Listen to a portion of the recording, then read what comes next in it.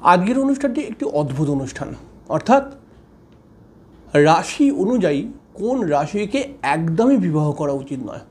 যদি আপনি করে ফেলেন তাহলে আপনি মনে রাখবেন এই বিবাহিত জীবনে সমস্যা আসবেই আসবে, সেখানে কোনো রেমেডি কাজ করবে না। তাহলে জেনে নিন আপনার রাশি অনুসারে কোন রাশির মানুষকে বিবাহ একদম করবেন না। যদি করে ফেলেন তাহলে কিন্তু সমস্যা আসবেই আসবে। তাহলে অবশ্যই আমি যে রাশিগুলো বলছি আপনি দেখুন, আপনি মিলিয়ে নিন, কেন আপনার রাশিটাও রয়েছে। অবশ্যই প্রথমেই আমি যেটাকে বলবো সেটা হচ্ছে বৃশ্চিক রাশির মানুষ। আপনি যদি বৃশ্চিক রাশির মানুষ হন, আপনি কিন্তু কখনোই সিংহ রাশির মানুষদেরকে বিবাহ করবেন না, তাহলে পারে কিন্তু আপনার বিবাহিত জীবনে সমস্যা আসবেই আসবে। আর যদি আপনি বৃশ্চিক রাশির মানুষ হন আর সিংহ রাশির মানুষকে বিবাহ করে ফেলেছেন অলরেডি, তাহলে আমি জানি যে আপনার জীবনে বিবাহিত জীবনে সমস্যা আছেই আছে। এবং দ্বিতীয় ক্ষেত্রে বলবো যে সিংহ রাশির মানুষ যদি আপনি হন, তাহলে পারে আপনি কিন্তু কখনোই বৃষ রাশির মানুষদেরকে বিবাহ করবেন না। সেটা বৃষ রাশির মানুষকে বিবাহ করতে গিয়ে জোটকে মিল হলো, 18-র বেশি পয়েন্ট পেয়ে গেলাম, এইসব বলে কিছু হবে না। সিংহ রাশির মানুষ যদি বৃষ রাশির মানুষকে বিবাহ করে তাহলে পারে কিন্তু বিবাহিত জীবনে একদম আপনি লিখে রেখে দিন, সমস্যা আসবেই, ঝামেলা আসবেই আসবে। যদি ধরুন আপনি কন্যা রাশির মানুষ হন, তাহলে পারে আপনি কিন্তু কখনো মিথুন রাশির মানুষকে বিবাহ করবেন না। একদম অন্য থিওরি থেকে বলছি কিন্তু আজ এই কথাটা। আপনি যদি কন্যা রাশির মানুষ হন, আপনি মিথুন রাশির মানুষকে কখনো বিবাহ করবেন না।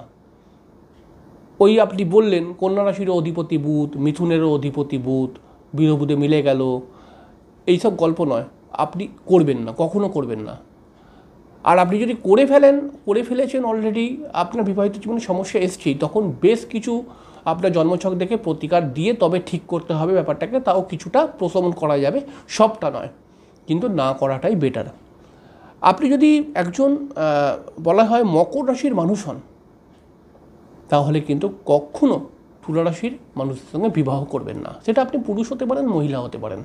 আপনি যদি মকর রাশির মানুষ হয়ে থাকেন তাহলে তুলা রাশির মহিলার সঙ্গে বিবাহ করবেন না, বা তুলা রাশির মানুষদের সাথে বিবাহ করবেন না, সেটা পুরুষ হতে পারে, মহিলা হতে পারে। যদি আপনি মীন রাশির মানুষ হন, কখনো ভুল করেও ধনু রাশির মানুষের সঙ্গে বিবাহ করবেন না। এখানে মীন রাশির সঙ্গে ধনুরাশির যদি জোটকে ম্যাচও হয়ে যায়, তবুও কিন্তু অ্যাভয়েড করার চেষ্টা করুন, নইলে সমস্যা আছে।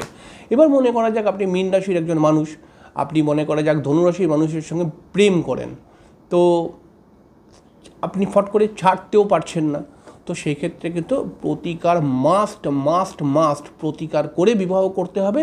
প্রতিকার করার পরেও দেখবেন কিছু ঝামেলা রয়ে যাবে, হয়তো তুমুল ঝামেলা যেটা হতো সেটা কমিয়ে দেওয়া যাবে, কিন্তু কিছু ঝামেলা রয়ে যাবে। আপনি যদি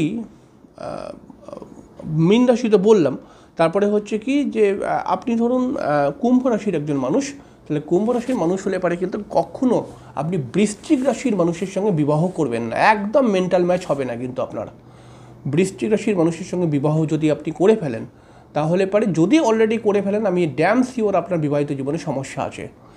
আর এই সমস্যাকে কাটাতে গেলে অবশ্যই নিজের জন্মছক বিচার করিয়ে, প্রতিকার করিয়ে কিছুটা প্রশমন করা যেতে পারে, সবটা নয়।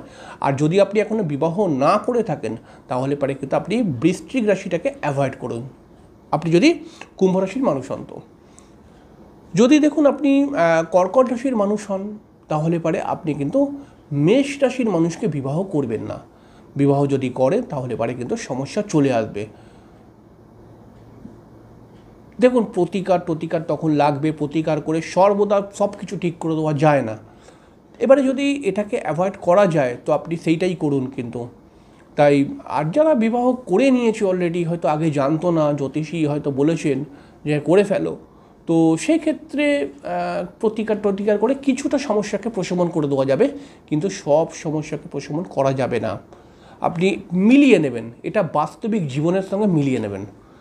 আবার আমি যে আজকে কথাটা বলছি, এই কথাটা 100% মিলে যাবে আপনার জীবনের সাথে, আপনি শুধু মেলান এটাকে। আবার দেখুন, যদি আপনি মনে করা যাক বৃষ রাশির একজন মানুষ হন, আপনি কখনোই কুম্ভ রাশির মানুষের সঙ্গে বিবাহ করবেন না। বৃষ রাশির যদি একজন মানুষ হন তাহলে কুম্ভ রাশির মানুষের সঙ্গে বিবাহ করবেন না, করলে পারে কিন্তু সমস্যা আসবেই আসবে। এছাড়াও যদি ধরুন মনে করা যাক আপনি একজন মেষ রাশির মানুষ, তাহলে মেষ রাশির মানুষ যদি আপনি হন তাহলে মকর রাশির সাথে কিন্তু একদম বিবাহ করবেন না, করলে পারে কিন্তু এখানে অযথা সমস্যা চলে আসবে এবং সেই সমস্যার মধ্যে আপনি কিন্তু জর্জরিত হয়ে পড়বেন। তাই আগে থাকতেই এটাকে অ্যাভয়েড করে দিন। আর যারা মেষ রাশির মানুষ, যারা বিবাহ অলরেডি মকর রাশির সঙ্গে করে ফেলেছে, তো আর তো কিছু করার নেই, তো সেখানে প্রতিকার করতেই হবে, নইলে সমস্যা আসবেই আসবে এবং সমস্যা এসেও গেছে হয়তো। আর লাস্টে বলবো ধনুরাশির কথা। আপনি যদি ধনুরাশির মানুষ হন তাহলে আপনি কিন্তু কখনোই কন্যা রাশির সঙ্গে বিবাহ করবেন না। এবার আপনি বলুন আপনি কোন রাশির একজন মানুষ। আপনার রাশি সম্পর্কে আমি তো বলেছি যে আপনার রাশি অনুসারে এই রাশির সঙ্গে বিবাহ করবেন না। তো আমি কতটা ঠিক বললাম, কতটা ভুল বললাম, অবশ্যই কমেন্টসে জানাবেন। আপনার রাশি এবং আপনি তার থেকে কি দশম রাশির মানুষকে বিবাহ করেছেন? যদি করে থাকে তাহলে কমেন্টসে জানাবেন। তো পরের দিকে আরেকটি অদ্ভুত অনুষ্ঠান নিয়ে চলে আসবো, ততক্ষণের জন্য নমস্কার, ভালো থাকবেন।